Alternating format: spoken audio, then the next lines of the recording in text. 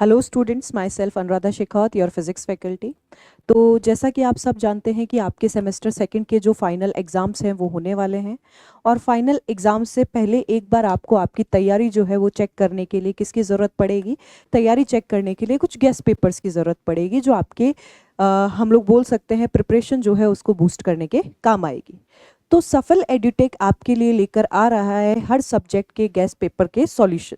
यानी कि आपको अब क्या करना है, इन सॉल्यूशंस को देखना है और आपको पूरा चैप्टर जो है इन सॉल्यूशंस के थ्रू या पूरा जो आपका सिलेबस है इन सॉल्यूशंस के थ्रू समझाया जाएगा। ये एक चीज़ आपको मैं बोल सकती हूँ कि ये पेपर सॉल्यूशन जो है आपके कहाँ तक काम आने वाला है। ये पेपर सॉल्यूशन आपके काम आएगा एग्जाम्स में। जो क्वेश्चंस आपको देखने को मिलेंगे वो कहीं ना कहीं इन्हीं सब क्वेश्चंस से उठकर आते हैं, या फिर हम बोल सकते हैं कि इन्हीं सब क्वेश्चंस के जो कंसेप्ट है वो रिपीट होते हैं। यानी आपके लिए जो मोस्ट इंपॉर्टेंट क्वेश्चंस थे उनका एक बंच तैयार किया गया है हर सेमेस्टर के लिए, और उन क्वेश्चंस को प्रिपेयर करके आप क्या कर सकते हैं, आप अपना सिलेबस जो है वो कंप्लीट कर सकते हैं। तो इसके साथ ही हम अपना फिजिक्स का सेमेस्टर 2 जो है उसका सॉल्यूशन जो है वो स्टार्ट करेंगे गेस्ट पेपर के लिए। और सेमेस्टर 2 यानी कि इलेक्ट्रोडायनेमिक्स, विद्युत गतिकी। इलेक्ट्रोडायनेमिक्स जो है बहुत ही आपको पता है कि वास्ट सब्जेक्ट है। इलेक्ट्रोडायनेमिक्स को अगर हम समराइज करना चाहें 1 घंटे में, दो घंटे में, तो हम क्या कर सकते हैं, उसके मोस्ट इंपॉर्टेंट पार्ट्स के थ्रू समराइज कर सकते हैं। चलिए इसी के साथ ही हम अपना सॉल्यूशन स्टार्ट करते हैं। आपका पहला क्वेश्चन है, if v is equals to 4x square plus 3y square minus 9z square then calculate the electric field intensity at point 1, 2 and 3।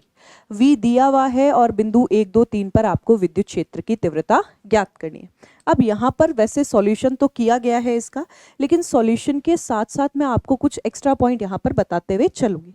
आप सबको पता है कि पोटेंशियल गिवन होने पर जब भी इलेक्ट्रिक फील्ड की इंटेंसिटी पूछी जाए, विभव दिए जाने पर जब भी विद्युत क्षेत्र की तीव्रता पूछी जाए, तो यहाँ पर एक रिलेशन होता है कॉल्ड ग्रेडियंट ऑफ पोटेंशियल या विभव की प्रवणता। उस विभव प्रवणता से आप ये क्वेश्चन जो है वो सॉल्व करते हैं। कैसे वो मैं आपको बता देती हूँ।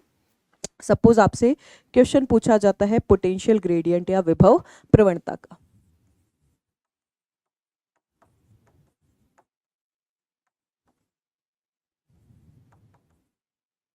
तो पहले तो हमें पता होना चाहिए कि विभव प्रवणता होती क्या है, जिसको समझने के लिए पहले आपको ग्रेडियंट वर्ड जो है उस पर काम करना पड़ेगा कि ग्रेडियंट क्या होगा।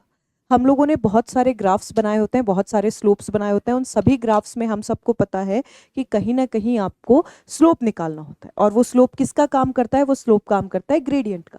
यानी बेसिकली ग्रेडियंट का मतलब होता है maximum rate of change with respect to distance. अगर हम बात करें ग्रेडियंट किसको दर्शाता है, तो दूरी के सापेक्ष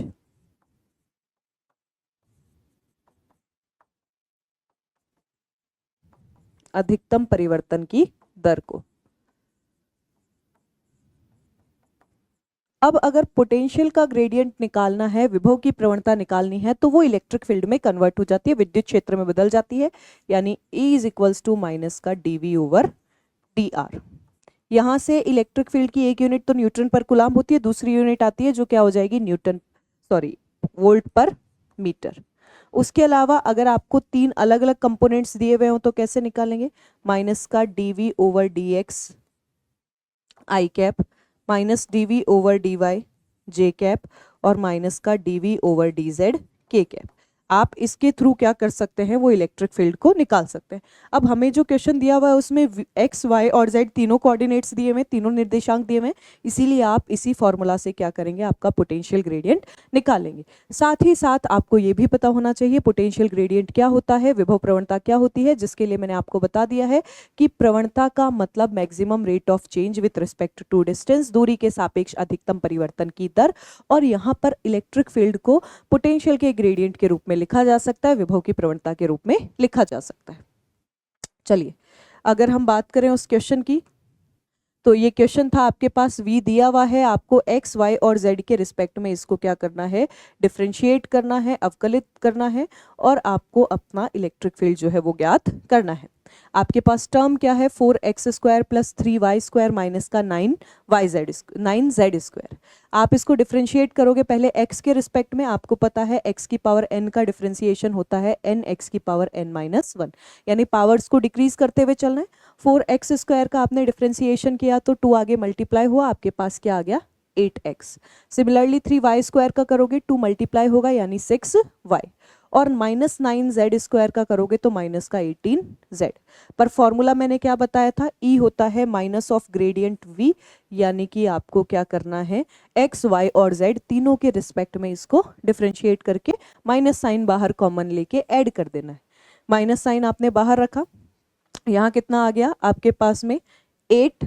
यहाँ इसको डायरेक्ट हम वैल्यू नहीं रख के ये वैल्यू रखते हैं, कितना है आपके पास में 8x, साथ में i कैप, प्लस में दूसरा है 6y j कैप, और तीसरा है माइनस का 18z k कैप।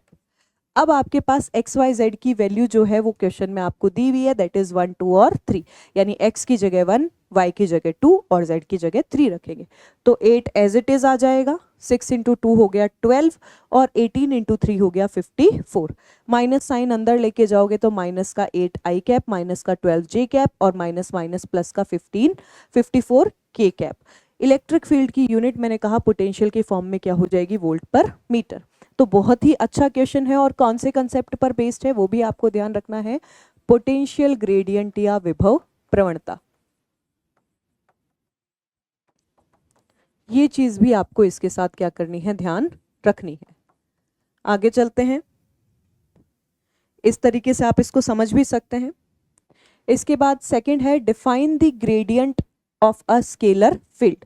किसी भी आप बोल सकते हैं अदिश क्षेत्र की प्रवणता ज्ञात कीजिए। प्रवणता के बारे में मैं ऑलरेडी आपको बता चुकी हूं। प्रवणता का मतलब होता है maximum rate of a change of a scalar function with respect to spatial coordinates. यानी आप इसको अगर नॉर्मल लैंग्वेज में लिखना चाहें तो वो जो हमने बात कही थी कि दूरी के सापेक्ष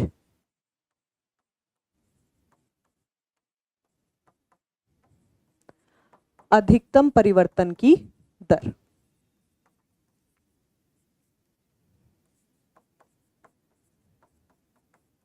दूरी के सापेक्ष अधिकतम परिवर्तन की दर। अब आप वो चेंज जो है किसी में भी निकाल सकते हो, आप वेलोसिटी पे भी निकाल सकते हो, पोटेंशियल में भी निकाल सकते हो, और भी बहुत सारी क्वांटिटीज हैं जिनके अंदर निकाल सकते हो। ग्रेडियंट जब भी आप निकालते हो किसी भी वेक्टर फंक्शन का, आपको क्या ध्यान रखना है, किसी भी सदिश फलन का जब भी क्या निकाला जाता है, प्रवणता निकाली जाती है, तो वेक्टर का ग्रेडियंट हमेशा स्केलर क्वांटिटी होती है। कैसी राशि होगी, अदिश राशि होगी। ये भी आपको ध्यान रखना है। किसी भी वेक्टर का जब आप ग्रेडियंट निकालते हैं, छोटे क्वेश्चंस में आता है तो आप इसको थोड़ा सा अच्छे तरीके से लिखना चाहें तो कैसे लिख सकते हैं कि मैक्सिमम रेट ऑफ चेंज तो ठीक है, ये तो आपको पता चल गया। साथ ही साथ किसी भी वेक्टर क्वांटिटी का जब आप ग्रेडियंट लेते हैं, किसी भी सदिश राशि का जब आप प्रवणता निकालते हैं, तो कैसी क्वांटिटी होती है, स्केलर या अदिश होती है। उसके अलावा आप क्या ध्यान रखेंगे कि ग्रेडियंट जो है किसी भी ग्राफ में स्लोप को रिप्रेजेंट करता है, किसी भी वक्र में ढाल को दर्शाता है, यानी चेंज को रिप्रेजेंट करेगा या फिर परिवर्तन को दर्शाएगा। यानी अगर आपसे कभी पूछा जाए कि what is gradient of a scalar field, किसी भी अदिश क्षेत्र जो है उसकी प्रवणता क्या होती है, तो आपको ध्यान रखना है कि प्रवणता बेसिकली रेट ऑफ चेंज या जो परिवर्तन है उसकी दर को बताएगी। किसी भी स्लोप जो है उस किसी भी ग्राफ के स्लोप या वक्र की ढाल को बताती है। साथ ही साथ ये एक स्केलर फील्ड है। इसके बाद आपके पास नेक्स्ट क्वेश्चन है, right the Poisson and Laplace equation in Cartesian coordinates. अब देखो जो पॉइसन और लाप्लास इक्वेशन है दोनों किसके लिए, ग्रेडियंट के स्क्वायर के लिए, लेकिन दोनों में अलग अलग वैल्यू आपको मिलती है। पहले हम पॉइसन्स इक्वेशन की बात करते हैं, तो ग्रेडियंट स्क्वायर v जब आप लेंगे, यानी पोटेंशियल के ग्रेडियंट का स्क्वायर जब आप लेंगे, वो आपके पास माइनस का रॉ ओवर एप्सिलॉन नॉट आ जाएगा। जहां रॉ आपके पास में क्या होती है, डेंसिटी होती है, और एप्सिलॉन नॉट होता है परमिटिविटी ऑफ फ्री स्पेस और वैक्यूम, वायु या निर्वात की विद्युतशीलता।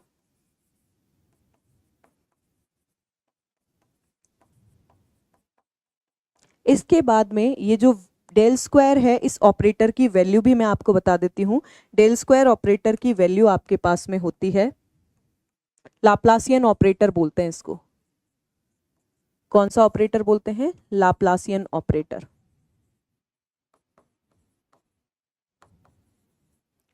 लाप्लासियन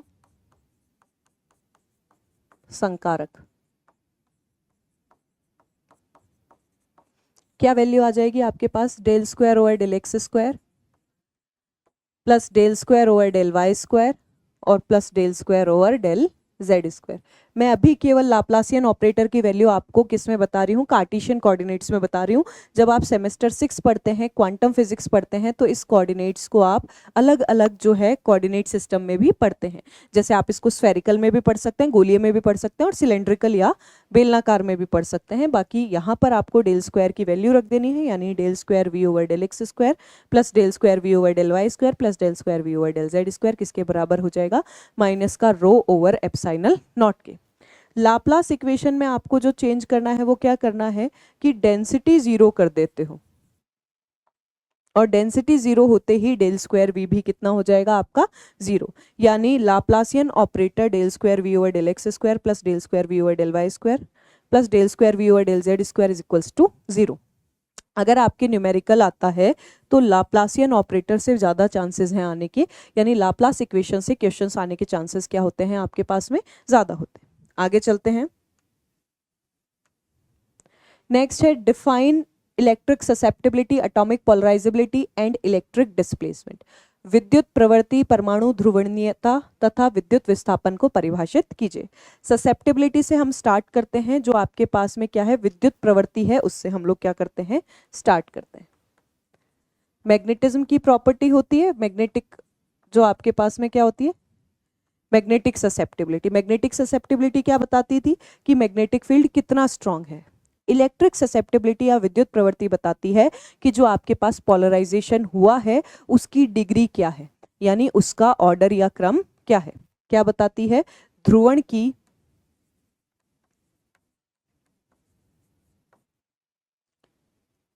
की या आप बोल सकते हो परावैद्युत के ध्रुवण की क्रम। परावैद्युत के ध्रुवण का क्रम आपको बताता है। जहां आपके पास पोलराइजेबिलिटी या फिर ससेप्टिबिलिटी का फॉर्मूला क्या हो जाता है? पोलराइजेबिलिटी के लिए होगा एप्सिलॉन नॉट जाई ई ई। यहाँ से जाई ई कितना आ जाएगा आपके पास में? जाई ई आ जाएगा पी अपॉन में एप्सिलॉन नॉट ई, जहां एप्सिलॉन नॉट की वैल्यू फिक्स होती है 8.85 into 10⁻⁻12 coulomb square upon newton into metre square. तो ये चीजें आपको बता के आनी होती है इलेक्ट्रिक ससेप्टिबिलिटी के अंदर, विद्युत प्रवृत्ति के अंदर, कि ये डिग्री ऑफ पोलराइजेशन जो भी डाइलेक्ट्रिक है उसके बारे में बताएगा।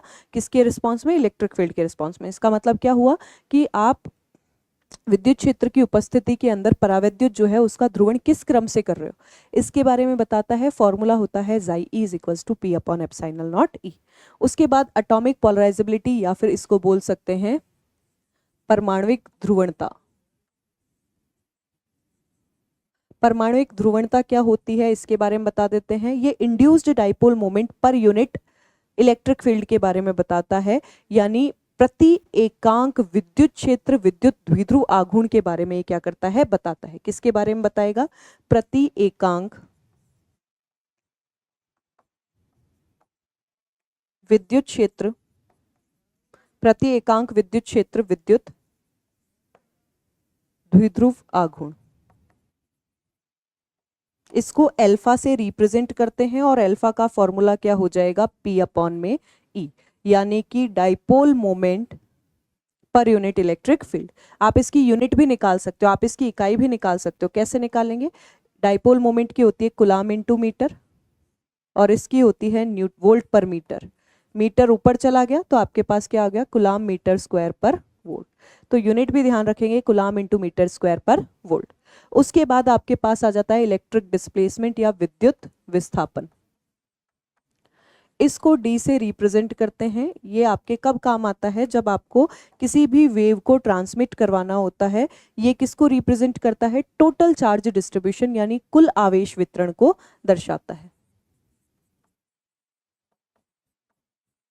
कुल आवेश वितरण को ये क्या करेगा? दर्शाएगा। ये आप ध्यान रखेंगे।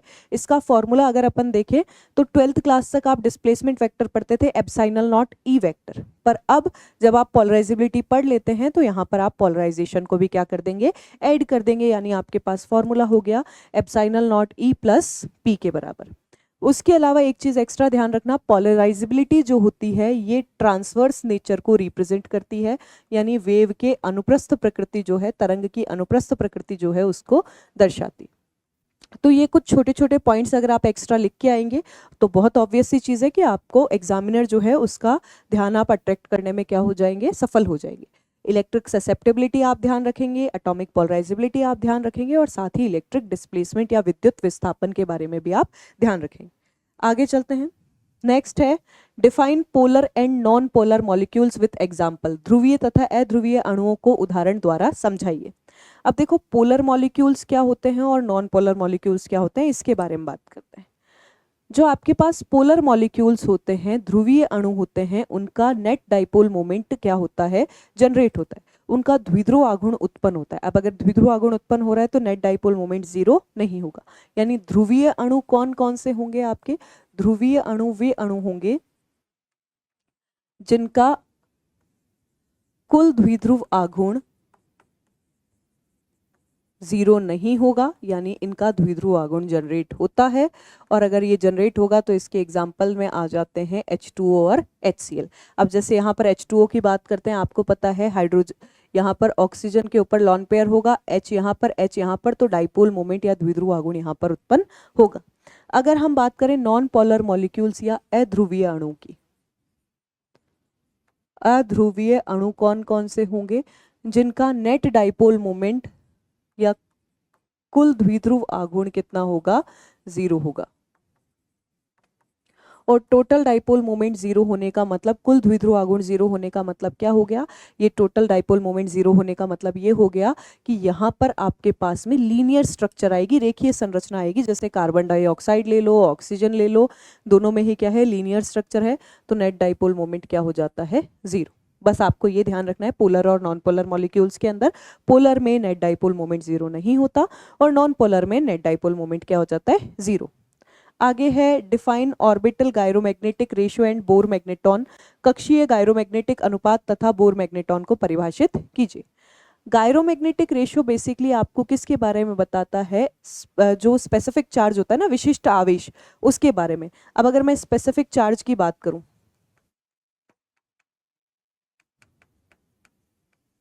विशिष्ट आवेश की बात करूं, तो गायरोमैग्नेटिक रेशियो या विशिष्ट आवेश होता है चार्ज बाय मास, आवेश अपॉन द्रव्यमान। अब यहाँ पर E/2m है तो ये भी इसी की फॉर्म है।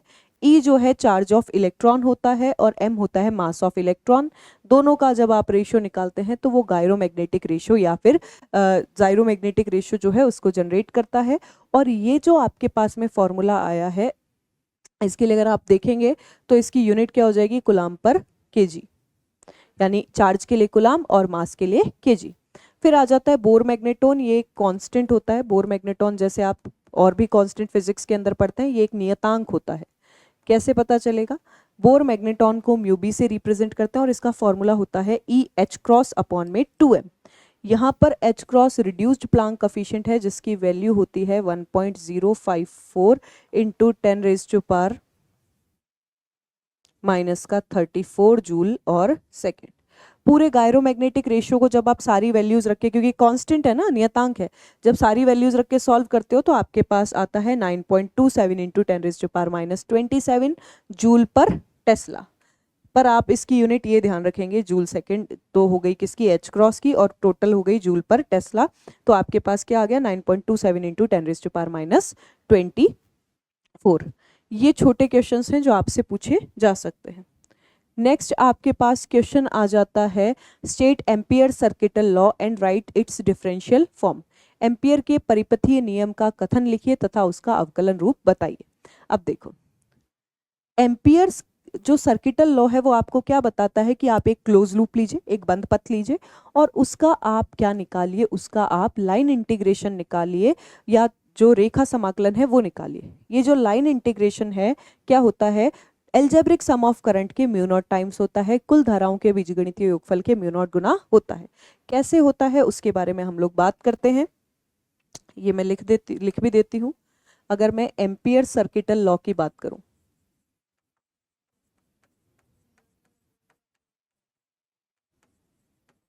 एम्पियर के परिपथीय नियम की बात करूं,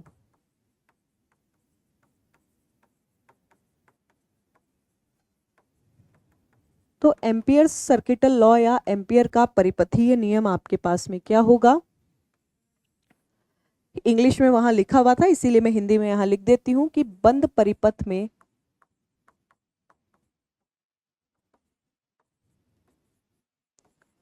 चुंबकीय क्षेत्र का रेखा समाकलन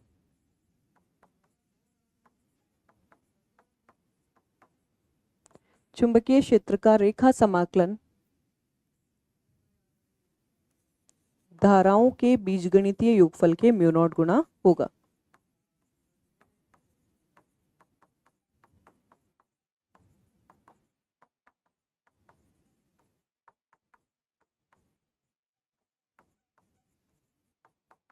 कैसे लिखेंगे इसको? बहुत ही सिंपल सा तरीका है, close integration B vector dot D L is equals to mu naught submission I. फिर ये पूछा जाता है कि ये रिप्रेजेंट किसको करता है, ये दर्शाता किसको है? तो दर्शाने में आप क्या ध्यान रखेंगे कि ये सर्कुलेशन ऑफ मैग्नेटिक फील्ड को रिप्रेजेंट करता है, जो आपके पास में चुंबकीय क्षेत्र है उसके परिसंचरण को दर्शाता है। तो सर्कुलेशन ऑफ मैग्नेटिक फील्ड। इसके अलावा चुंबकीय क्षेत्र के परिसंचरण के अलावा आप इसमें क्या ध्यान रखेंगे? आप ये ध्यान रखेंगे कि जो आपका एम्पियर्स लॉ है इसकी एक फॉर्म और होती है मैग्नेटाइजिंग फील्ड। ये तो मैग्नेटिक फील्ड की फॉर्म में है चुंबकीय क्षेत्र के रूप में, ऐसी ही एक फॉर्म होती है आपके पास में किस फॉर्म में? मैग्नेटाइजिंग फील्ड की फॉर्म में। कैसे, वो भी मैं आपको बता देती हूँ। अगर आप इसको मैग्नेटाइजिंग फील्ड की फॉर्म में लिखेंगे, बी होता है म्यू नॉट एच वेक्टर, तो कितना आ जाएगा? क्लोज इंटीग्रेशन बी की जगह mu naught H vector dot D L equals to में आपके पास आ जाएगा mu naught submission I. Mu naught से म्यू नॉट आपका कैंसिल हो गया, यानी H dot D L is equals to submission I. कई जगहों पर एन भी लिखा हुआ होता है, क्योंकि अगर नंबर ऑफ टर्न्स ज़्यादा है, फेरों की संख्या ज़्यादा है, तो फॉर्मूला चेंज हो जाएगा। ये जो एच डॉट डी एल है, इसको मैग्नेटोमोटिव फोर्स, जैसे आप ईएमएफ पढ़ते हैं ना, वैसे एमएमएफ भी होता है, मैग्नेटोमोटिव फोर्स।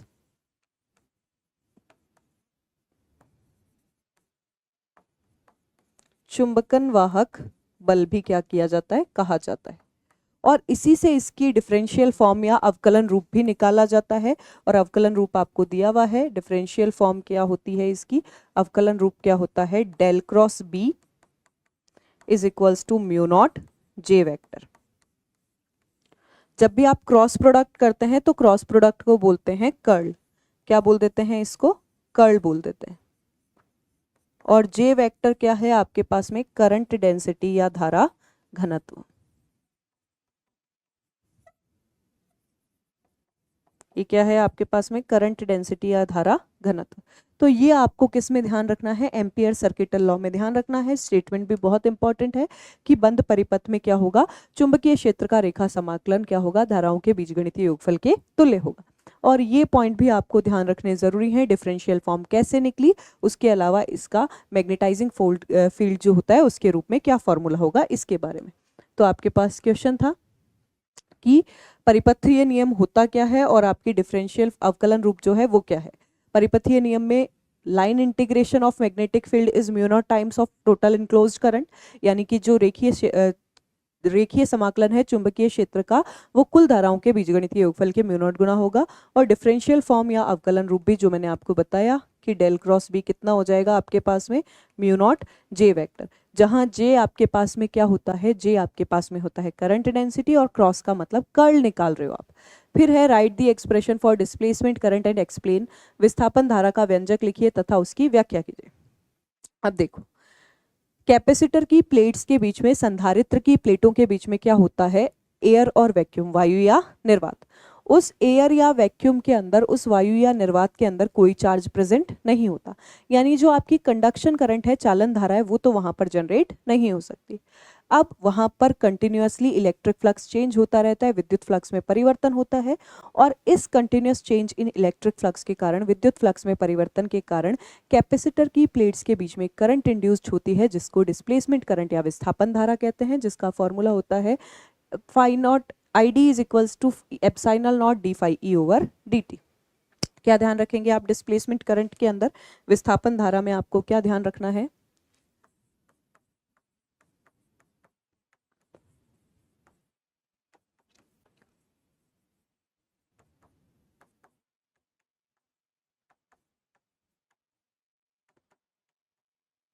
डिस्प्लेसमेंट करंट में आप ध्यान रखेंगे produced between plates of capacitor,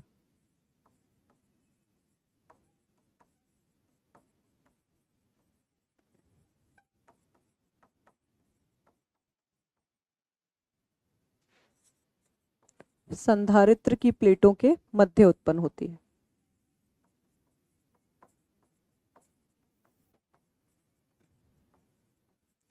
air या वैक्यूम वायु या निर्वात में। इसके लिए इलेक्ट्रॉन के फ्लो की जरूरत नहीं। आप पढ़ते हैं ना आवेश के प्रवाह की दर को धारा कहते हैं, तो यहाँ बिना चार्ज के करंट आएगी, यानी इलेक्ट्रॉन के फ्लो की जरूरत नहीं है। क्यों प्रोड्यूस्ड होती है? ड्यू टू चेंज इन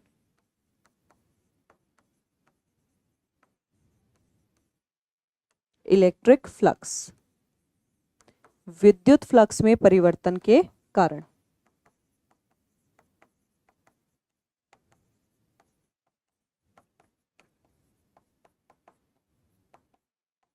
विद्युत फ्लक्स में परिवर्तन के कारण जनरेट होती।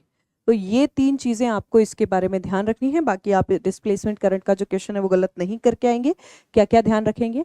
पहले तो प्लेट्स ऑफ कैपेसिटर के बीच में जनरेट होती है, इसका इलेक्ट्रॉन या कन्वेंशनल करंट से कोई लेना देना नहीं है। एयर या वैक्यूम वायु या निर्वात में उत्पन्न होती है, और due to change in electric flux, विद्युत फ्लक्स में परिवर्तन के कारण उत्पन्न होती है। ये आपको ध्यान रखना है। बाकी फॉर्मूला हो जाएगा I D is equals to epsilon naught D phi E over D T, जहां फाई ई आपके पास में इलेक्ट्रिक फ्लक्स है, तो change in flux with respect to time आ गया। ये आपको ध्यान रखना है। और भी इसके अंदर अगर हम देखें तो और भी आगे इसको सॉल्व कर सकते हैं ई डॉट डी ए लेके। कैसे सॉल्व करेंगे वो भी मैं बता देती हूँ। देखो आपके पास में डिस्प्लेसमेंट इक्वेशन जो है डिस्प्लेसमेंट करंट की, वो क्या है? Epsilon naught D phi E over D T. अब फाई ई हम सबको पता है इलेक्ट्रिक फ्लक्स होता है ई डॉट ए, यहां रख देते हैं। Epsilon naught D over D T E ए, एरिया टाइम के रिस्पेक्ट में कांस्टेंट रहता है, डिफरेंशिएशन से बाहर ले लेते हैं, तो एरिया तो आ गया बाहर, और एप्सिलॉन नॉट भी कांस्टेंट है तो अंदर ले जाते हैं एप्सिलॉन नॉट ई। ये जो एप्सिलॉन नॉट ई है इसको बोला जाता है डिस्प्लेसमेंट वेक्टर या विस्थापन सदिश। क्या बोला जाएगा इसको? एप्सिलॉन नॉट ई को बोला जाता है displacement vector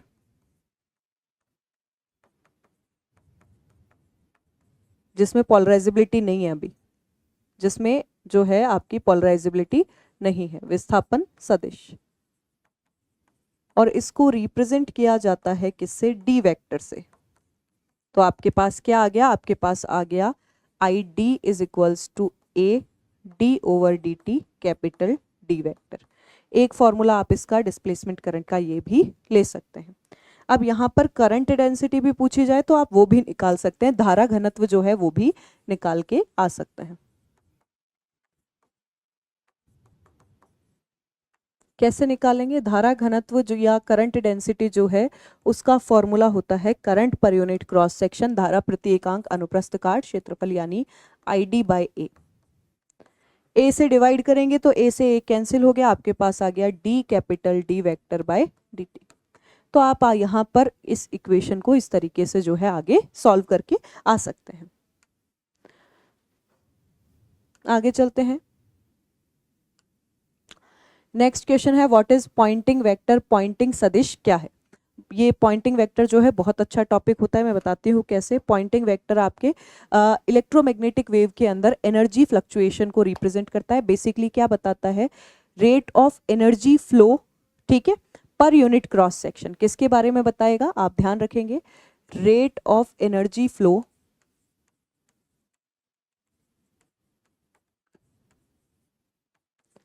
per unit cross section, और केवल किस में बताएगा, ईएम वेव में, इन ईएम वेव, यानी विद्युत चुंबकीय तरंग में प्रति एकांक क्षेत्रफल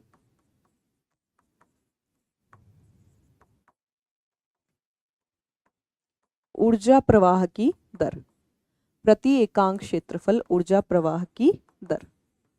फॉर्मूला होता है इसका S vector is equals to 1/μ0 E cross B। S vector is equals to 1/μ0 E cross B, जहां μ0 परमिएबिलिटी या पारगम्यता होती है, E इलेक्ट्रिक फील्ड है और B क्या है आपका मैग्नेटिक फील्ड। यहां से यूनिट भी निकाली जा सकती है। आपने बोला एकांक क्षेत्रफल यानी नीचे मीटर स्क्वायर आ जाएगा पर यूनिट क्रॉस सेक्शन।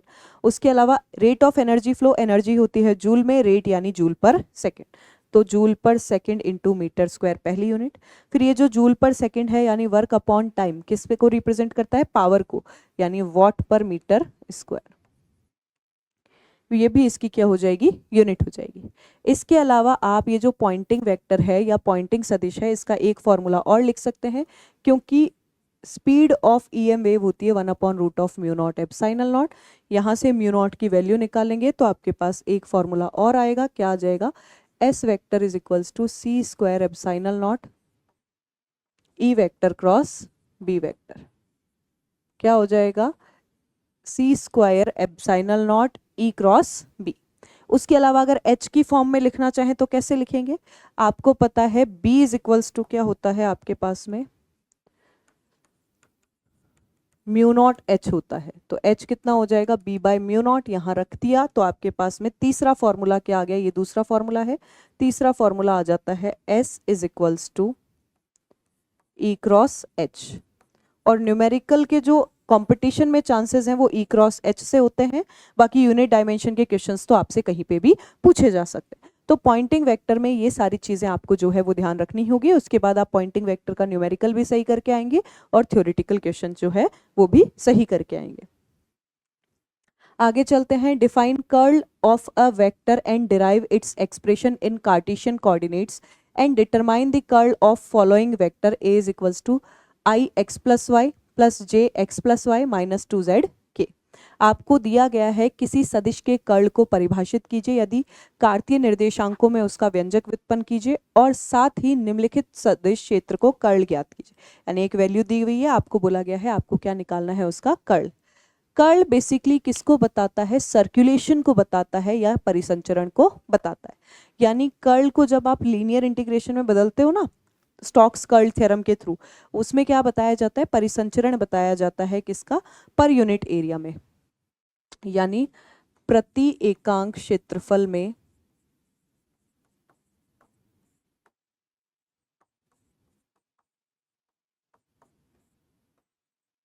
सदिश का परिसंचरण। अब कैसे निकालते हैं वो मैं बता देती हूँ। कर्ल जो है बेसिकली कैसे निकाला जाता है, जब हम क्रॉस प्रोडक्ट करते हैं ना, क्रॉस प्रोडक्ट रूल से निकाला जाता है। क्रॉस प्रोडक्ट रूल क्या होता है वो मैं बता देती हूँ आपको। कर्ल ऑफ अ वेक्टर, सदिश का कर्ल, कर्ल को निकालने के लिए आपको यूज लेना होता है क्रॉस प्रोडक्ट रूल।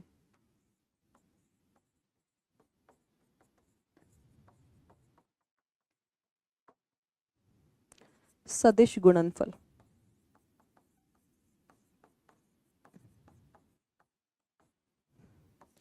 ये डेल क्रॉस ए, वैल्यू रख देते हैं। डेल की वैल्यू क्या होती है, del over del I, del X I cap plus del over del Y J cap और प्लस का del over del Z K cap. साथ में ए के लिए भी क्या लिख सकते हैं हम लोग, cross A X I cap plus A Y J cap plus A Z K cap, ये आप लिख सकते हैं। ठीक है, इनका जब आप कर्ल करवाएंगे तो वेक्टर प्रोडक्ट रूल जो है वो लगेगा। वेक्टर प्रोडक्ट रूल में एक साइकिल बनती है, एक साइकिल क्या बनती है, आई जे और के।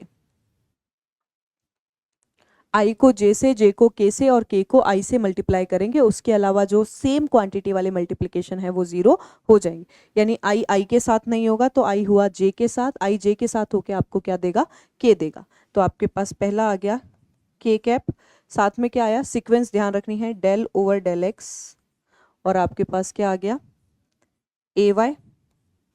फिर साथ ही साथ आप क्या करेंगे, सिर्फ मैं एक प्रोडक्ट आपको बता रही हूँ, डेल ओवर डेल एक्स के कैप से कराओगे तो आई को माइनस का जे, यानी माइनस का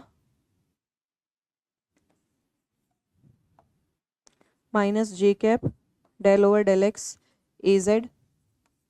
फिर सिमिलरली वाई का करवाएंगे तो आपके पास क्या आ गया, जे इंटू आई, जे इंटू आई हो जाएगा माइनस का के, यानी आपके पास यहाँ आ जाएगा माइनस के डेल ओवर डेल वाई ए एक्स। फिर जे इंटू के करोगे तो आपके पास आई आ जाएगा प्लस का I cap del over del Y A Z. फिर लास्ट में जेड का करोगे तो पहले के का आई के साथ करोगे तो आपके पास जे आ जाएगा, यानी प्लस का del over del Z A X और I cap, sorry J cap, और प्लस में आपके पास क्या आ जाएगा, del over del Z A Y. K cross J करोगे तो माइनस का आई कैप। अब ये टर्म क्या हो जाती है, थोड़ी सी कंफ्यूजिंग और लंबी हो जाती है, तो इसको सॉल्व करने के लिए वेक्टर का क्रॉस प्रोडक्ट रूल यानी 3x3 का डिटर्मिनेंट आप बनाते हैं, तो आपके पास वैल्यू क्या आ जाती है, आई कैप, जे कैप और के कैप। इधर कर्ल ए कितना आ जाएगा, del over del X, del over del Y और डेल ओवर डेल जेड, और यहाँ कितना आ जाएगा, ए एक्स ए वाई और ए जेड। अब आपको 3x3 की डिटर्मिनेंट या मैट्रिक्स जो है वो क्या करनी है, बेसिकली सॉल्व करनी है।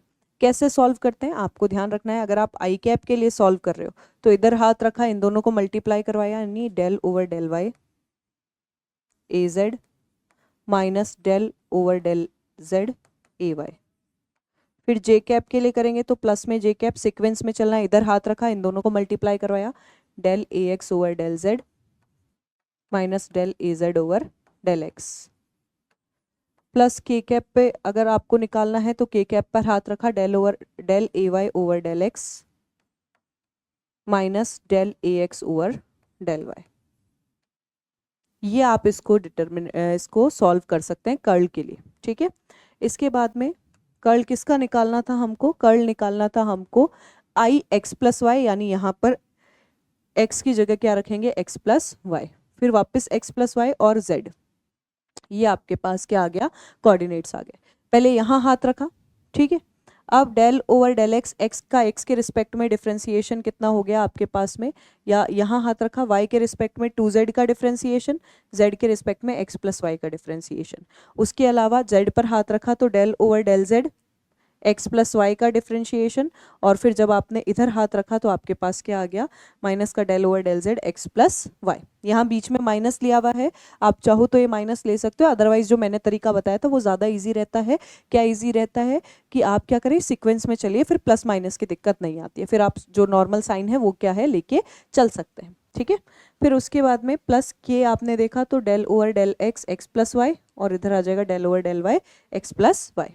अब इसको डिफरेंशिएट करते हैं, y के रिस्पेक्ट में z का डिफरेंशिएशन हो गया 0, z के रिस्पेक्ट में x और y दोनों का डिफरेंशिएशन हो गया 0, x के रिस्पेक्ट में z का डिफरेंशिएशन 0, z के रिस्पेक्ट में x प्लस वाई का डिफरेंशिएशन 0, x के रिस्पेक्ट में x का डिफरेंशिएशन होता है 1, यानी यहाँ पर आपके पास 1 आ गया, और y के रिस्पेक्ट में y का डिफरेंशिएशन भी 1, 1 माइनस 1 ये भी कितना हो गया 0, यानी आपके पास में कर्ल ऑफ ए की वैल्यू इसको सॉल्व करने पर कितनी आ जाएगी 0, क्योंकि पूरी टर्म्स जो है एक दूसरे के रिस्पेक्ट में कैसी है, कांस्टेंट है।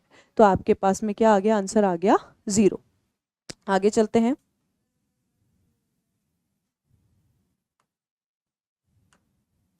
नेक्स्ट है prove that del cross A is equals to gradient of A minus del square A. आपको ये जो आइडेंटिटी दी हुई है ये आइडेंटिटी प्रूव करनी है। अब हम क्या करेंगे, इसके लिए हम लोग ए क्रॉस बी क्रॉस सी यानी ट्रिपल प्रोडक्ट जो होता है ना वो रूल या काम में लेंगे। जब भी आप ए क्रॉस बी क्रॉस सी करते हैं, आपको पहले बी को कांस्टेंट रखना है, ए और सी का डॉट प्रोडक्ट करवाना है। तो बी को कांस्टेंट रखा, ए और सी का डॉट प्रोडक्ट, फिर सी को कांस्टेंट रख के ए और बी का डॉट प्रोडक्ट आपको करवाना है। अब यहाँ पर ए को तो मान लिया हमने, जो आइडेंटिटी दी हुई है उसके हिसाब से डेल, बी को भी मान लिया डेल, और सी को मान लिया ए। यहाँ वैल्यूज रख देते हैं, पहले बी बाहर रखेंगे तो del, del dot A, minus फिर सी बाहर रखेंगे तो ए तो बाहर आ गया, डेल डॉट डेल। ये जो है ग्रेडियंट है, ग्रेडियंट ऑफ डॉट प्रोडक्ट को डाइवर्जेंस बोलते हैं। क्या बोल देते हैं? डाइवर्जेंट।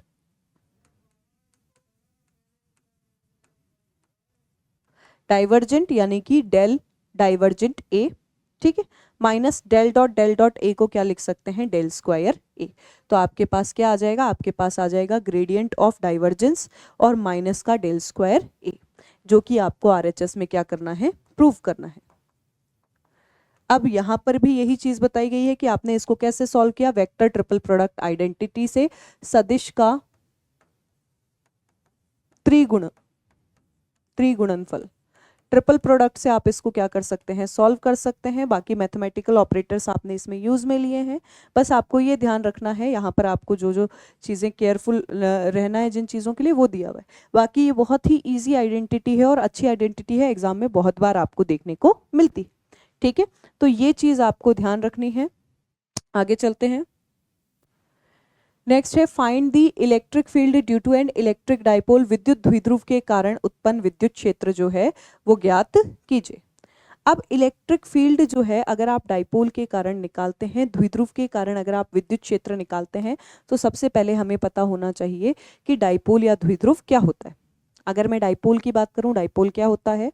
डाइपोल होता है दो चार्ज आपको लेने हैं ऑफ सेम मैग्नीट्यूड और अपोजिट नेचर। दो आवेश लेने हैं समान परिमाण और विपरीत प्रकृति के। उसके अलावा डाइपोल मोमेंट की डायरेक्शन हमेशा आपको ध्यान रखनी है, डायरेक्शन फिक्स होती है from minus Q two plus Q. किसी भी डाइपोल के कारण जनरल इलेक्ट्रिक फील्ड अगर आप किस में निकालते हैं? नॉर्मल कोऑर्डिनेट्स में निकालते हैं, तो कितना आता है? एक्सियल पॉइंट पर 2 kp अपॉन आर क्यूब और इक्विटोरियल पॉइंट पर kp अपॉन आर क्यूब। पर यहाँ कोऑर्डिनेट आर थीटा की फॉर्म में जो है आपको वैल्यू जो है वो निकालनी है। इसका मतलब है आप जो जनरल फॉर्म है वो काम में नहीं लेंगे। पर आप ये बता के आ सकते हैं कि electric field due to an dipole दो पॉइंट्स पर निकाला जाता है। पहला एक्सियल पॉइंट या अक्षीय बिंदु, दूसरा इक्विटोरियल पॉइंट या निरक्षीय बिंदु। एक्सियल पॉइंट अक्षीय बिंदु का मतलब होता है ऐसा पॉइंट जहां पर क्या हो? जहां पर आपका इलेक्ट्रिक फील्ड दोनों लाइंस को ज्वाइन कर रहा हो। और इक्विटोरियल पॉइंट या निरक्षीय बिंदु का मतलब होता है ऐसा पॉइंट जो दोनों पॉइंट को इंटरसेक्ट करता है या प्रतिच्छेदित करता है। तो दोनों ही केसेस में electric field due to dipole R cube के इनवर्स होता है। ये एक चीज आपको ध्यान रखनी है। अब अगर आप इनको स्पेशियल कोऑर्डिनेट्स के अलावा किस में निकालते हैं, या रेडियल कोऑर्डिनेट्स के अलावा आप इसको स्फेरिकल कोऑर्डिनेट्स में भी निकालते हैं, स्फेरिकल कोऑर्डिनेट या गोलीय निर्देशांकों में भी निकालते हैं, तो आपके पास वैल्यू आती है 1/4πε0 p cos थीटा अपॉन में आर स्क्वायर। ये विद्युत क्षेत्र निकालना है, ये पोटेंशियल आपको दिया हुआ है। ठीक है, यानी केपी किसी भी डाइपोल के कारण पोटेंशियल होता है KP cos theta upon R square. यहाँ के आपके पास में क्या दिया हुआ है? कि आपके पास में दिया हुआ है 1/4πε0 जो कि कांस्टेंट है। इलेक्ट्रिक फील्ड और पोटेंशियल में रिलेशन होता है E equals to minus of gradient V, यानी आपको क्या करना है? माइनस का dV ओवर dr करना है। तो 1/4πε0 कांस्टेंट है, cos थीटा P कांस्टेंट है, 1/r स्क्वायर का डिफरेंशिएशन होगा माइनस का 2/r cube, minus minus plus हो गया यानी 2/r क्यूब आ गया। ये तो हो गया r यानी कि रेडियल कंपोनेंट, त्रिज्यीय घटक। अब इसमें एंगुलर कंपोनेंट या कोणीय घटक निकालने के लिए ई थीटा निकालना होगा, और ई थीटा निकालने के लिए जो ग्रेडियंट डेल की वैल्यू होती है माइनस का 1/r del by del theta होती है, यानी माइनस का 1/r del V by del theta. Cos theta का डिफरेंशिएशन माइनस साइन थीटा, तो अगेन माइनस माइनस हो गया प्लस, 1/4πε0 में कोई चेंज नहीं आएगा, पी साइन थीटा अपॉन में आर स्क्वायर। सॉरी, इसके बाद आपको क्या करना है, इसके बाद आपको इसका क्या निकालना है, मैग्नीट्यूड निकालना है, E square I R plus E square theta, यानी K P upon R cube और रूट में 3 कॉस स्क्वायर थीटा प्लस में 1। ये वैल्यू आपके पास यहाँ पर आ जाएगी। इसको मैं आपको बता भी देती हूँ कंप्लीट डेरिवेशन किस तरीके से इसका किया जा सकता है। आपको क्या निकालना है, आपको वैल्यू निकालनी है किसकी, electric field due to dipole, और इसमें आपको जो स्फेरिकल कोऑर्डिनेट्स हैं वो ऐड करने हैं।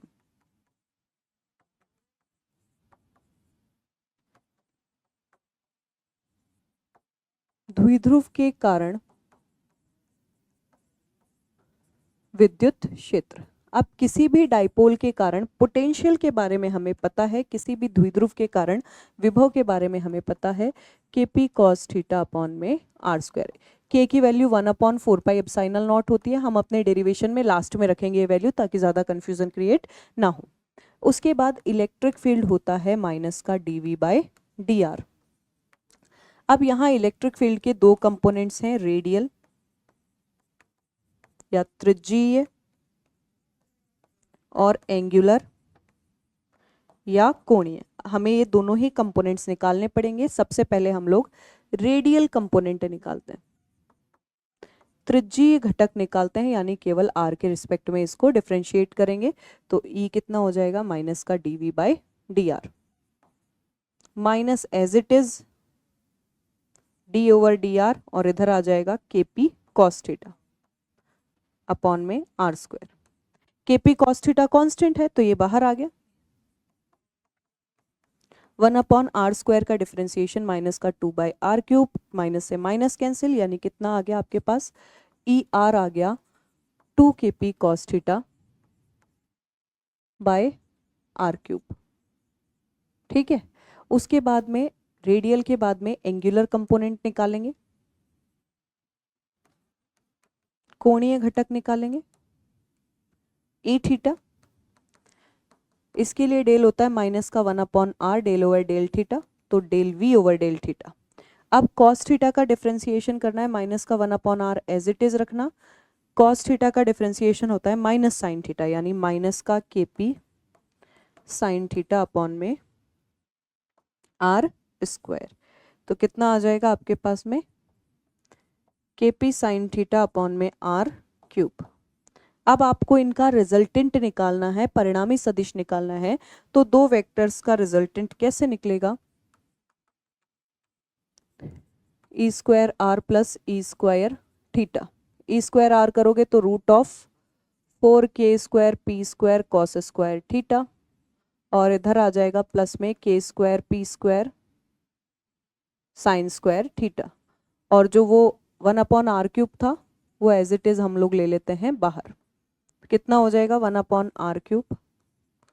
4 में से 3 kp इधर ले लिया, 3 cos स्क्वायर थीटा अंदर बचा, एक cos स्क्वायर थीटा और साइन स्क्वायर थीटा हो गया 1। cos square plus sine square 1 होता है। तो आपके पास आ गया kp अपॉन r³ रूट में 1 + 3 cos स्क्वायर थीटा। k की वैल्यू अब रख देते हैं p अपॉन में 4 पाई एप्सिलॉन नॉट r³ और रूट में 1 + 3 cos स्क्वायर थीटा। ये आपके पास electric field due to dipole in radial और एंगुलर कंपोनेंट जो है वो आ जाएगा। तो आप चाहें तो इस क्वेश्चन को, क्योंकि बड़ा क्वेश्चन है, पूरा डिराइव करके इस तरीके से लिख सकते हैं, अदरवाइज आप जो है इसी को अच्छे से एक्सप्लेन करके बता सकते हैं। चलिए आगे चलते हैं। नेक्स्ट क्वेश्चन है, if A is a constant vector and R is position vector then prove that del cross A cross R is equals to 2A। यदि A एक नियत सदिश तथा R स्थिति सदिश है तो सिद्ध कीजिए कि del cross A cross R, यानी आपको कर्ल लेना है A क्रॉस R का, कर्ल लेना है किसका, A क्रॉस R का, और वो 2A के बराबर होना चाहिए। ये आपको क्या करना है, प्रूव करना है। कैसे प्रूव करेंगे वो मैं आपको बता देती हूँ। बहुत सिंपल आइडेंटिटी है, बेसिक सी चीजें आपको करनी है। क्या करना है, आपको करना है A जो है, क्योंकि 3D कोऑर्डिनेट्स में होगा तो ax i cap plus ay j cap plus az k cap, ये एक कांस्टेंट वेक्टर है, नियत सदिश है, जो कि क्वेश्चन में आपको क्या है, गिवन है। दिया गया है। ठीक है, आगे आर है x I cap plus Y J cap plus Z K cap, क्योंकि पोजीशन वेक्टर दिया है ये, और पोजीशन वेक्टर इसी तरीके से निकाला जाता है। स्थिति सदिश आपको यहाँ पर दिया है, इनका क्रॉस प्रोडक्ट करवाना है। पहले ए क्रॉस आर करवा लेते हैं। ए क्रॉस आर कैसे करवाएंगे, वही जो आपने 3x3 का डिटर्मिनेंट बनाया था वो निकालना था। पहले आर एक्स के लिए निकालना है, तो एक्स की जगह बाकी के दोनों आ जाएंगे, यानी जेड और वाई। तो ए वाई जेड माइनस ए जेड वाई आई कैप। फिर वाई के लिए निकालोगे तो जेड और एक्स आने चाहिए, यानी ए जेड एक्स माइनस ए एक्स जेड। फिर जेड के लिए निकालोगे तो एक्स और वाई आने चाहिए, यानी ए एक्स वाई माइनस ए वाई एक्स। कर्ल आप जब इस पर अप्लाई करोगे तो आप कैसे अप्लाई करोगे, डेल से प्रोडक्ट करवा दोगे, तो यहाँ डेल ओवर डेल वाई, फिर आगे चलोगे तो डेल ओवर डेल जेड, दोनों आपको करना है। ठीक है, केवल कंपोनेंट आई के लिए निकाल रहे हैं हम लोग, केवल घटक आई के लिए निकाल रहे हैं हम लोग। ठीक है, घटक किसी भी एक कंपोनेंट के लिए निकाल सकते हो आप, आई के लिए भी, जे के लिए भी और के लिए भी। हम लोग पहले आई के लिए निकालते हैं, del cross component I. Component I कौन सा है, केवल ये वाला। इसका डेल जो है वो x के साथ तो होगा नहीं, y और z के साथ होगा, तो एक बार y के रिस्पेक्ट में आपने डिफरेंशिएट करवा दिया, और एक बार किसके रिस्पेक्ट में करवा दिया, x के रिस्पेक्ट में। एक बार y के रिस्पेक्ट में डिफरेंशिएट करवाया आपने, और एक बार x के रिस्पेक्ट में डिफरेंशिएट करवाया, तो आपके पास कितना आ गया, ax माइनस माइनस का ax, यानी 2ax। इसी तरीके से जब आप y और z के लिए निकालेंगे तो 2ay j कैप और 2az k कैप आ जाएगा। जब तीनों वेक्टर्स को जोड़ोगे तो 2ax i cap plus 2ay j cap plus 2az k cap, यहाँ 2 कॉमन ले लेते हैं तो कितना आ जाएगा, ax i cap plus ay j cap plus az k cap. ये जो वैल्यू है ये किसकी है, ये a आपके कांस्टेंट वेक्टर की है, यानी ट्वाइस ऑफ a के बराबर आपकी वैल्यू आ गई। यानी बहुत सिंपल आइडेंटिटी है, बेसिक रूल्स, कर्ल और आपका जो क्रॉस प्रोडक्ट है ना उसी से सॉल्व हो जाएगा। इस क्वेश्चन के लिए 2 पॉइंट्स आपको आने चाहिए, वो कौन कौन से हैं, एक तो कर्ल आना चाहिए आपको, तो कर्ल को बहुत अच्छे से पढ़ना है, और एक क्रॉस प्रोडक्ट आना चाहिए, क्योंकि आपने देखा कि पूरी इलेक्ट्रोडायनेमिक्स के अंदर कर्ल बहुत बार काम में आया है। भाई पहली यूनिट से अगर आपने कर्ल, ग्रेडियंट और डाइवर्जेंस समझ लिया ना, तो आपकी पहली यूनिट के क्वेश्चन गलत हो ही नहीं सकते। यानी कि आपको अच्छे से समझना है कर्ल, ग्रेडियंट और डाइवर्जेंस। उसके अलावा जो छोटी मोटी थ्योरम है ना, डाइवर्जेंस थ्योरम और स्टोक्स थ्योरम, वो भी आपको पढ़नी है। इसके बाद में नेक्स्ट क्वेश्चन है, consider a dielectric sphere in a uniform electric field E naught, prove that the electric field inside the sphere is given by E is equals to 3/k+2 E naught. एक परावैद्युत गोला एक समान विद्युत क्षेत्र E not में रखा है, सिद्ध करना है कि गोले के अंदर विद्युत क्षेत्र E जो है 3/k/2 E नॉट होगा, जहां k परावैद्युतांक है। आपने एक स्फीयर ले लिया, स्फीयर की रेडियस कितनी मान ली, r। हमने क्या कंसिडर किया, let us consider a sphere of radius r। त्रिज्या r का एक गोला हमने लिया और उसे एक uniform electric field E not में रख दिया। अब आप यहां पर लाप्लास समीकरण जो है वो लगाएंगे। लाप्लास समीकरण के हल, इक्वेशन तो होती है del square v is equals to 0, और इसके अगर सॉल्यूशंस निकालेंगे तो आउटसाइड तो होगा माइनस का E naught R cos theta plus a by R square cos theta, और इनसाइड होगा बी आर कॉस थीटा, जहां a और b बाउंड्री कंडीशंस के कांस्टेंट हैं। a और b क्या हैं, आपके कांस्टेंट हैं। अब आपको क्या करना है, यहाँ बाउंड्री कंडीशंस या सातत्य सीमा प्रतिबंध लगाने हैं। अब अगर आप डायग्राम में ध्यान से देखोगे तो बाउंड्री पर आपके पास जो रेडियस है वो r है, ये जो डिस्टेंस है स्मॉल r उसकी क्या हो जाएगी, बराबर। दोनों वैल्यूज जब आपकी इक्वल हो जाएंगी तो आपके पास क्या आ जाएगा, v इनसाइड और v आउटसाइड बराबर आ जाएंगे, और जो इनकी डिस्प्लेसमेंट वेक्टर्स हैं परपेंडिकुलर इनसाइड और परपेंडिकुलर आउटसाइड, वो भी क्या हो जाएंगे, बराबर हो जाएंगे। यानी कि k epsilon naught dv inside over dr is equals to epsilon naught dv outside over dr, जहां k आपके पास में डाइलेक्ट्रिक कांस्टेंट जो है वो रहने वाला है, परावैद्युतांक रहने वाला है। फिर उसके बाद आपने क्या किया, आपने यहाँ पर केवल b की वैल्यू जो है वो रखी, यानी पहले v इनसाइड और v आउटसाइड बराबर कर दो, कहाँ पर, स्मॉल r और कैपिटल R बराबर पर। तो आपके पास कितना आ जाएगा, माइनस का E naught capital R cos theta plus a by R square cos theta और इक्वल्स टू में माइनस का b capital R cos theta. Cos theta पूरे में है तो आपके पास यहाँ आ जाएगा माइनस का E naught R plus a by R square is equals to minus का बी आर।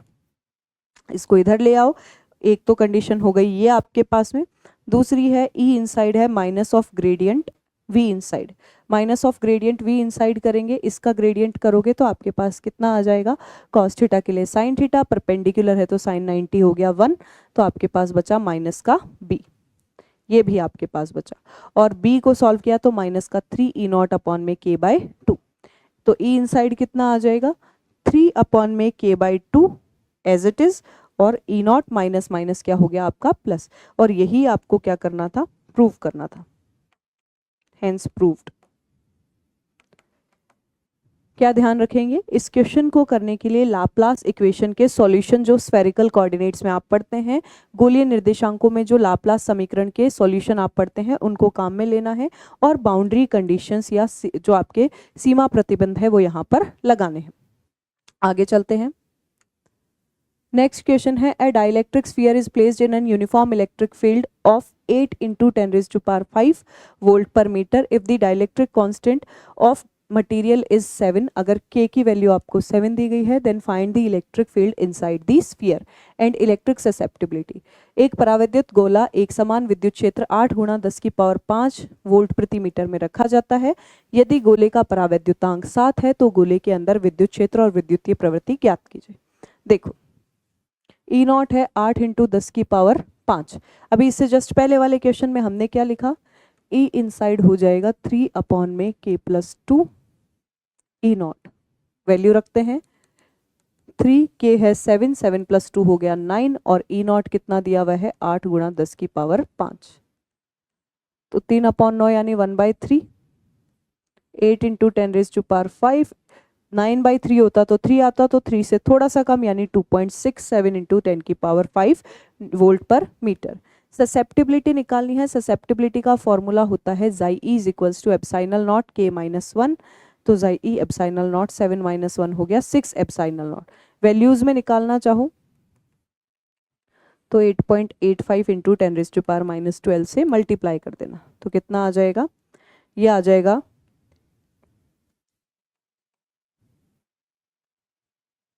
53.1 × 10⁻12, ये वैल्यू आपके पास यहाँ पर रहने वाली, यानी बेसिक क्वेश्चन है और आपको ये वाला फॉर्मूला जो है वो याद रखना है स्फेरिकल कोऑर्डिनेट्स के अंदर, इससे कई न्यूमेरिकल्स जो हैं आपके सॉल्व हो जाएंगे। आगे चलते हैं, नेक्स्ट है derive the expression for the electric field due to uniformly polarised sphere at a point outside the sphere and the point inside the sphere. समान रूप से ध्रुवीकृत गोले के कारण उत्पन्न विद्युत क्षेत्र व्यंजक ज्ञात कीजिए गोले के बाहर किसी बिंदु पर और गोले के अंदर किसी बिंदु पर। आपने एक यूनिफॉर्मली चार्ज स्फीयर लिया जिसकी पोलराइजेबिलिटी या ध्रुवणता कितनी है, p है।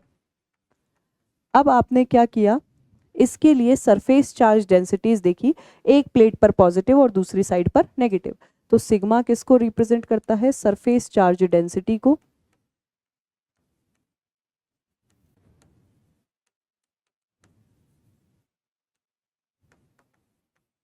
पृष्ठीय आवेश घनत्व को। अब अगर आपको आउटसाइड पॉइंट लेना है, सपोज इस स्फीयर की रेडियस में r मान लेती हूं और आउटसाइड पॉइंट लेती हूं स्मॉल r, इस गोले की त्रिज्या मैंने कैपिटल R मान ली और इसकी रेडियस कितनी मानी, स्मॉल r मानी, तो आउटसाइड पॉइंट या जो बाहर बिंदु है वहां पर small r greater than capital R होगा, जिसके कारण वो किसकी तरह व्यवहार करेगा, जो आपका प्योर डाइपोल होता है, शुद्ध द्विध्रुव होता है। इसके कारण आपका जो स्फीयर है, गोला है, वो किसकी तरह व्यवहार करेगा, द्विध्रुव के कारण, द्विध्रुव जो है उसकी तरह व्यवहार करेगा। और अगर ये डाइपोल की तरह बिहेव करेगा तो डाइपोल का टोटल मैग्नेटिक मोमेंट होता है, कितना होता है, वॉल्यूम इनटू पोलराइजेबिलिटी, वॉल्यूम होगा गोले का, आयतन कितना होता है 4/3 पाई आर क्यूब, और पी से मल्टीप्लाई करवा दोगे। उसके बाद पी की वैल्यू रख के अगर हम इसे सॉल्व करेंगे तो ई आउटसाइड आ जाता है 1/4 पाई एप्सिलॉन नॉट, यानी के 3 पी डॉट आर, और आर बाहर ले लिया, upon R5 minus P by R cube. ये आपको आइडेंटिटी यहाँ पर लगानी है, इसको आप के 3 P dot R, R upon में R5 minus P upon R cube भी लिख सकते हैं, जहाँ के 1/4 पाई एप्सिलॉन नॉट होता है। इनसाइड पॉइंट पर स्मॉल आर जो है, अंदर अगर मैं कोई पॉइंट लेती हूँ स्मॉल आर के रिस्पेक्ट में, आर डैश ले लेती हूँ, तो ये आर डैश वाला जो अंदर वाला पॉइंट है वो कैपिटल आर से छोटा होगा, जिसके कारण आपके पास में इंटरनल डीपोलराइजिंग जो है वो स्टार्ट हो जाएगी, और जिसके कारण आप पोलराइजेशन का क्या करोगे, अपोज करोगे। उस केस में आपके पास इलेक्ट्रिक फील्ड बहुत सिंपल सा आता है, माइनस का P/3 एप्सिलॉन नॉट। क्या आ जाता है, माइनस का P/3 epsilon not.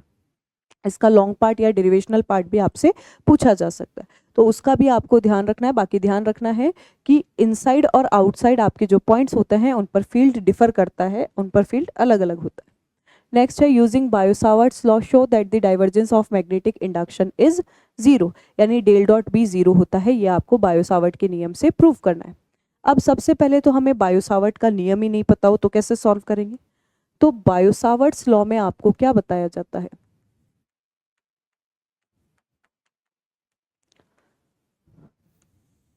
Bio-Savart's law में आपको बताया जाता है कि आपने कोई वायर लिया, कोई तार लिया, और उस वायर में आपने चार्ज डिस्ट्रीब्यूट करवा दिया, आवेश वितरित करवा दिया। अब जब आप क्या करते हैं, इस वायर में करंट फ्लो करवाते हैं, तो इसका जो स्मॉल एलिमेंट होता है, इसका जो अल्पांश होता है, आपने करंट फ्लो करवाई, इसका स्मॉल एलिमेंट है जिसकी लेंथ है dl, इसके सेंटर से r डिस्टेंस पर पॉइंट P लेना है, जहां मैग्नेटिक फील्ड निकालना है r कैप डिस्टेंस यानी dB वेक्टर, और यहाँ एंगल बनता है आपका थीटा।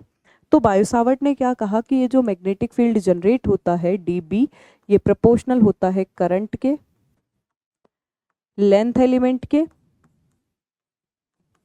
साइन थीटा के, और इनवर्स होता है आर स्क्वायर के।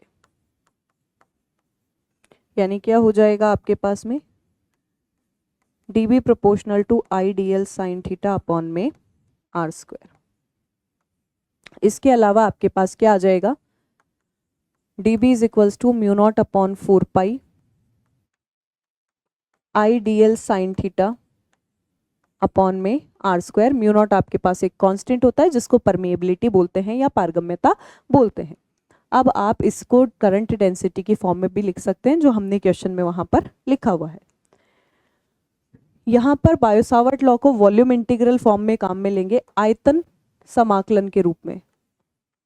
बायो-सावर्ट नियम को किस रूप में काम में लेंगे, आयतन समाकलन के रूप में। जब आप आयतन समाकलन की बात करते हैं तो B आ जाता है mu naught upon 4 pi J cross R cap upon R square dV, जहां J आपके पास क्या होता है, करंट डेंसिटी या धारा घनत्व।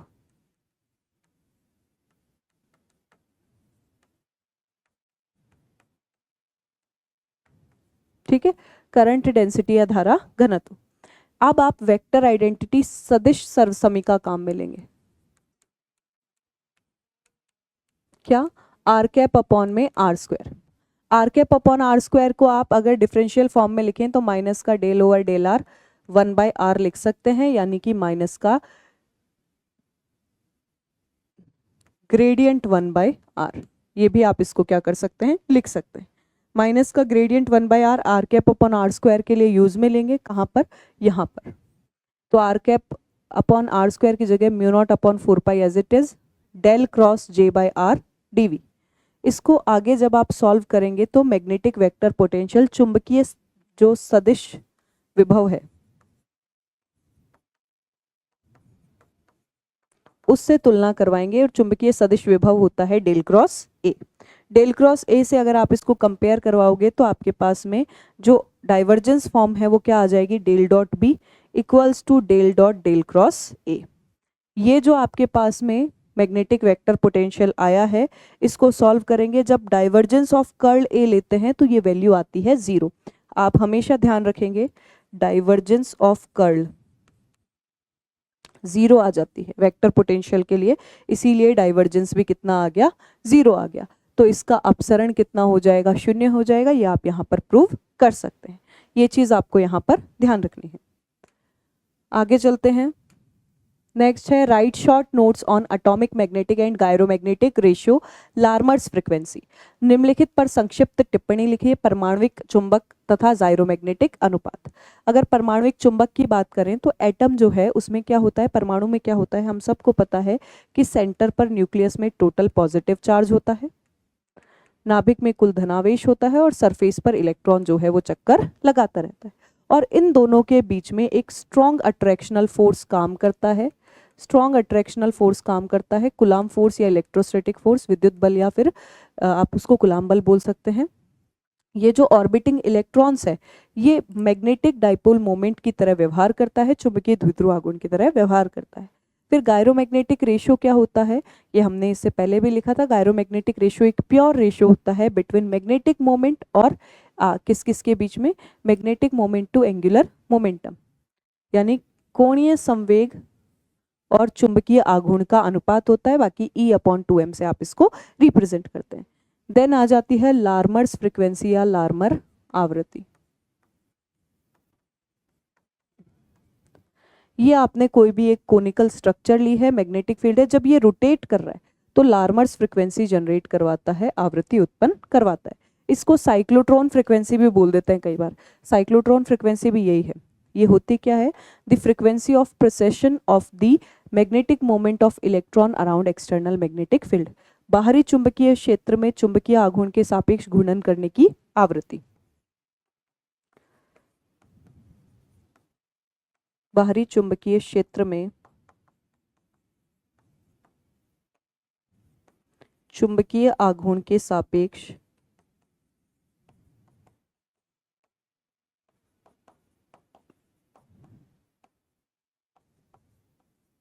घूर्णन की आवृत्ति। ये आपको ध्यान रखना है। इसका फॉर्मूला होता है Eb/2m। ठीक है, इसका फॉर्मूला क्या होता है, Eb/2m।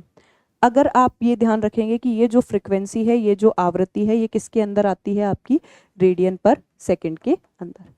ये भी आप ध्यान रखेंगे कि ये फ्रीक्वेंसी आपकी रेडियन पर सेकंड के अंदर आपको दिखाई देती है। आगे चलते हैं। नेक्स्ट है define and state the properties of diamagnetism, paramagnetism and ferromagnetism. बहुत ही सिंपल और बहुत अच्छा क्वेश्चन है।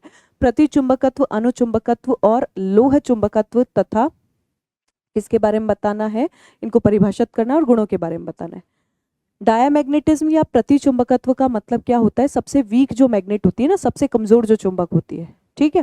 पैरामैग्नेटिज्म का मतलब होता है थोड़ी सी स्ट्रॉन्ग इनसे, और फेरोमैग्नेटिज्म सबसे स्ट्रॉन्ग। अब आप क्या ध्यान रखेंगे, इनके लिए ससेप्टिबिलिटी या चुंबकीय प्रवृत्ति का मान डायमैग्नेटिक के लिए नेगेटिव होता है, ऋणात्मक होता है और छोटा होगा।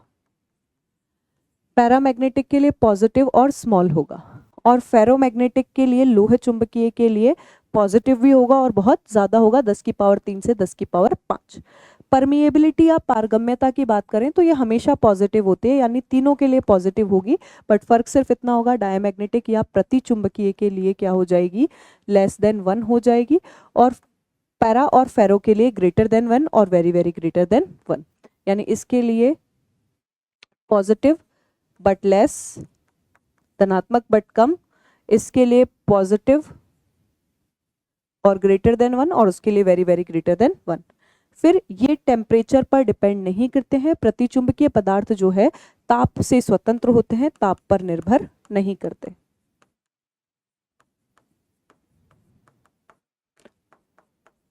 बाकी के दोनों टेम्परेचर पर डिपेंड करते हैं। एक क्यूरीज लॉ के अकॉर्डिंग, क्यूरी लॉ क्या कहता है कि आपका मैग्नेटिक ससेप्टिबिलिटी टेम्परेचर के इनवर्स होती है, चुंबकीय प्रवृत्ति तापमान के व्युत्क्रमानुपाती होती है। टेम्परेचर बढ़ाओगे तो मैग्नेटिज्म कम होगा।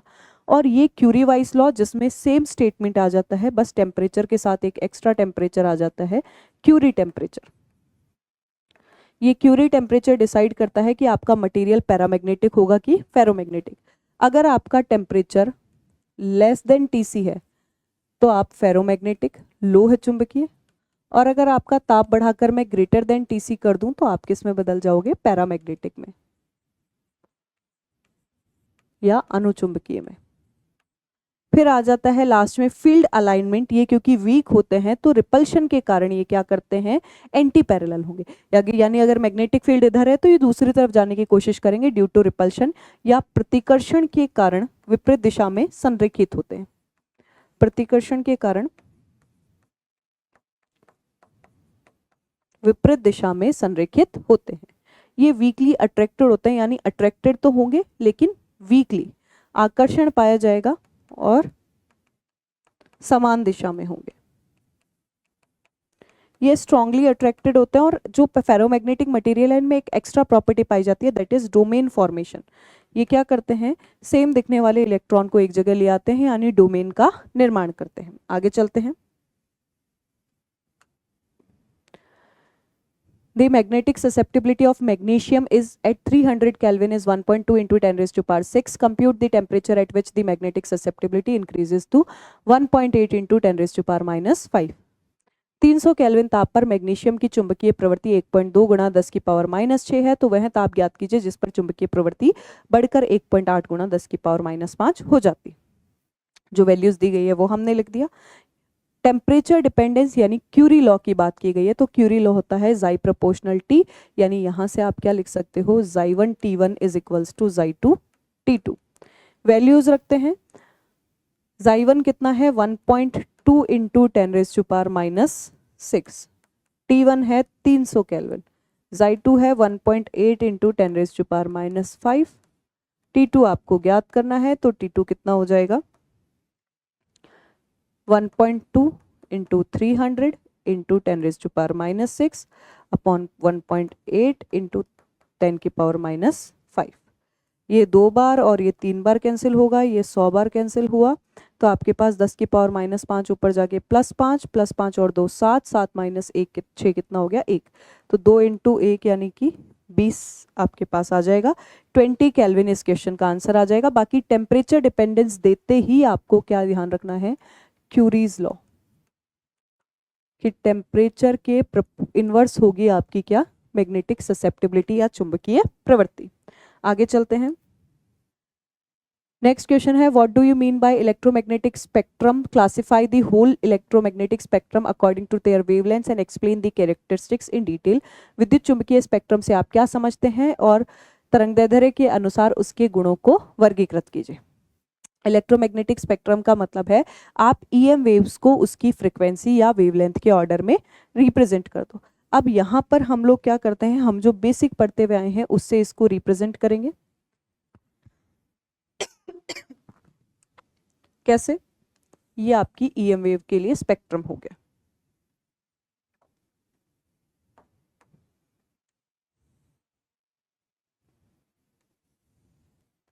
हम लोग बीच में रखते हैं विजिबल लाइट जिसे आप देख सकते हैं, दृश्य क्षेत्र जिसे आप देख सकते हैं।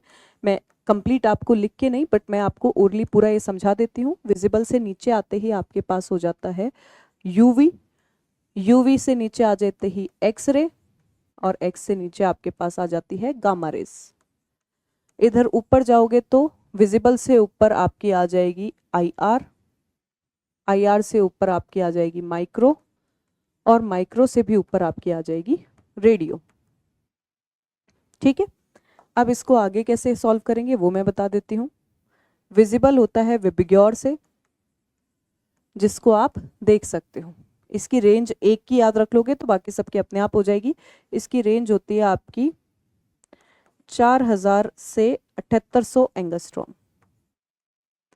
4000 से नीचे वाले इधर आ जाएंगे, ऊपर वाले उस तरफ चल जाएंगे।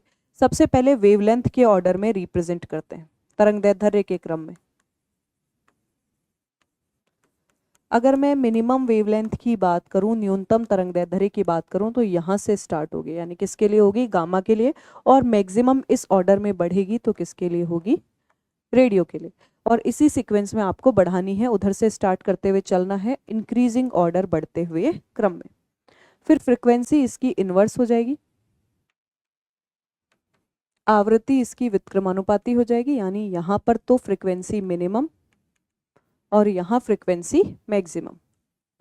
अब इनके कैरेक्टरिस्टिक्स की बात करते हैं, इनके गुणधर्मों की बात हम लोग करते हैं। सबसे पहले गामा रेज की वेवलेंथ मिनिमम, फ्रीक्वेंसी मैक्सिमम, दो प्रॉपर्टीज तो ये हो गई।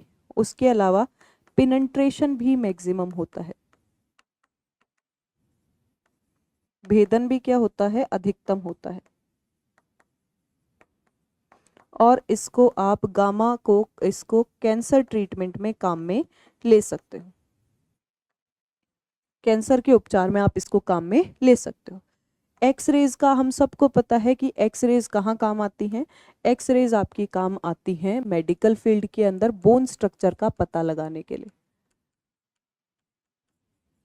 हड्डियों की संरचना के बारे में ज्ञात करने के लिए।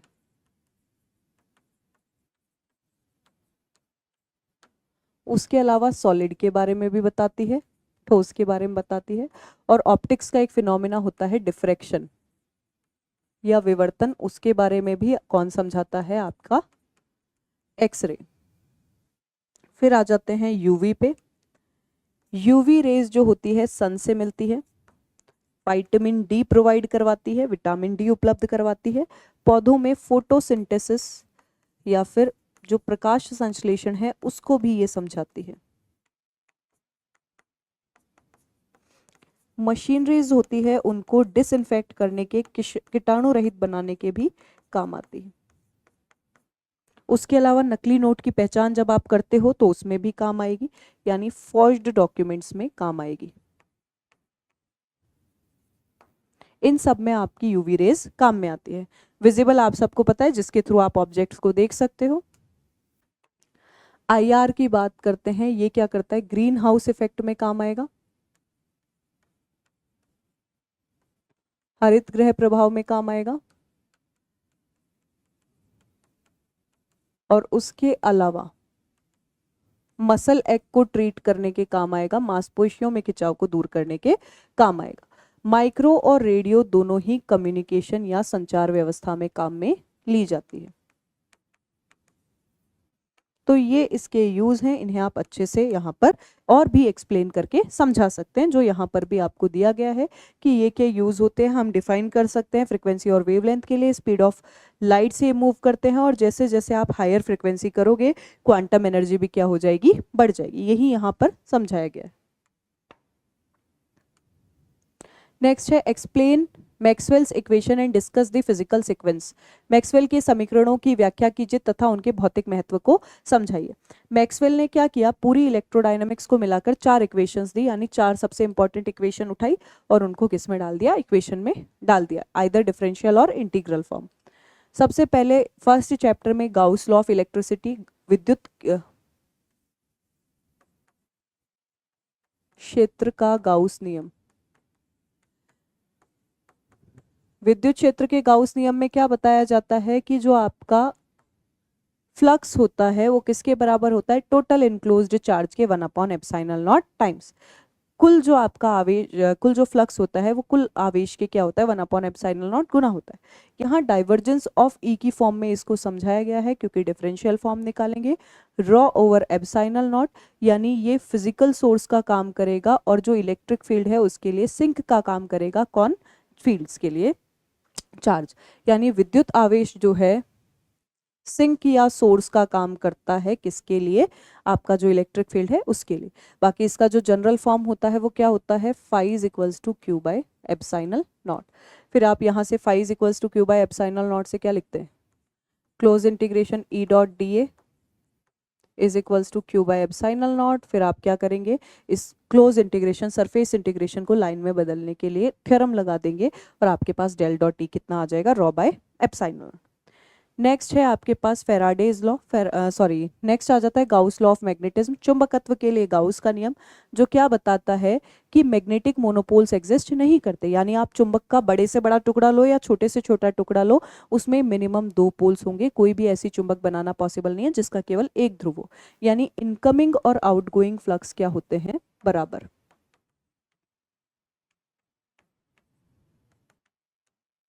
इनकमिंग और आउटगोइंग फ्लक्स आपके बराबर होंगे, और डेल्टा डॉट बी यानी डाइवर्जेंस ऑफ बी कितना आ जाएगा, 0, जो अभी अभी इससे पहले वाले क्वेश्चंस में हमने प्रूव भी किया है।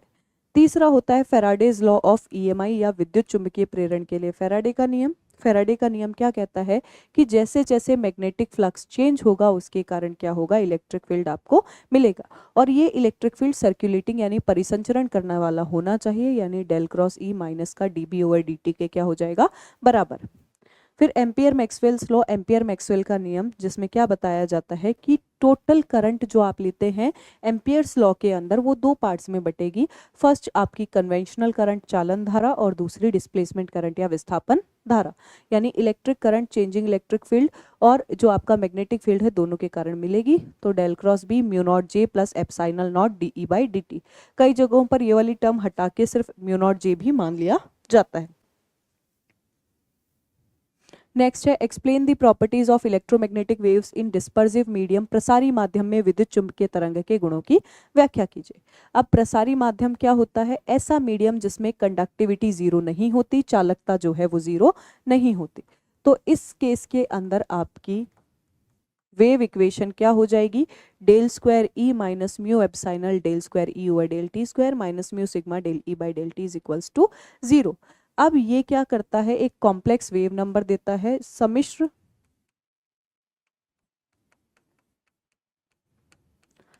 तरंग संख्या के बारे में बताता है, यानी k is equals to alpha plus iota beta, जहां अल्फा जो है वो आपके पास अटेन्यूएशन कांस्टेंट और बीटा फेज कांस्टेंट या कला नियतांक होता है। इसकी प्रॉपर्टी सेम क्या रहेगी, टाइम के रिस्पेक्ट में डिक्रीजिंग रहेगा, यानी डैम्प्ड नेचर अवमंदित प्रकृति दर्शाएगा। समय के सापेक्ष चरघातांकी रूप से अवमंदित होता रहेगा, टाइम के रिस्पेक्ट में क्या होता रहेगा, कम होता रहेगा। स्पीड ऑफ लाइट से मूव करेगा, डिस्पर्सिव मीडियम में भी किसकी तरह,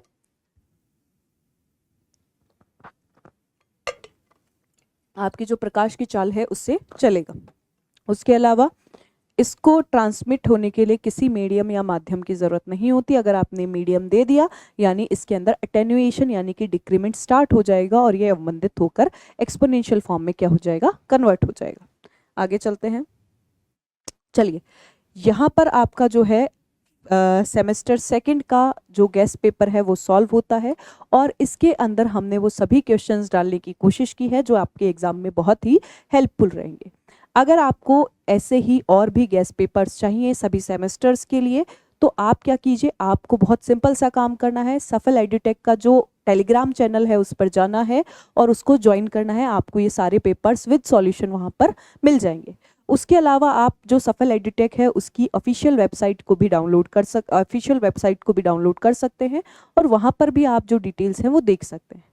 एंड अगर कोई बच्चा ऐसा है जो चाहता है कि भाई बहुत ही कम टाइम में हमें अच्छे से अच्छा नॉलेज मिल पाए, बहुत ही लिमिटेड से हम लोग बोल सकते हैं टाइम के अंदर, तो उसका एक बहुत अच्छा सॉल्यूशन है कि सफल एडुटेक ने सभी सेमेस्टर्स के लिए अपने कोर्सेज जो है बहुत ही मिनिमम सी प्राइस पर लॉन्च कर दिए हैं। आप चाहें तो पूरे पीसीबी यानी कि फिजिक्स केमिस्ट्री बायो और एम यानी मैथ्स के लिए वो कोर्सेज अप्लाई कर सकते हैं या जो है परचेज कर सकते हैं। और अगर आप चाहते हैं कि नहीं हमें किसी स्पेसिफिक सब्जेक्ट का ही कोर्स परचेज करना है तो आप वो भी कर सकते हैं। उसके लिए आपको सफल एडुटेक जो है उसकी ऐप जो है डाउनलोड करनी पड़ेगी और सफल एडुटेक की ऐप डाउनलोड करने के बाद में आपको वहाँ पर सारे कोर्सेज जो है दिख जाएंगे। आप जिस भी कोर्स में इंटरेस्टेड हैं आप वो कोर्स परचेज कर सकते हैं। तो जल्दी से जल्दी आप टेलीग्राम चैनल से जुड़ना नहीं भूलिए। जैसे ही आप टेलीग्राम चैनल से जुड़ेंगे आपको ये सारे पेपर्स वहाँ पर मिल जाएंगे। ऑल द बेस्ट सभी को, थैंक यू सो मच।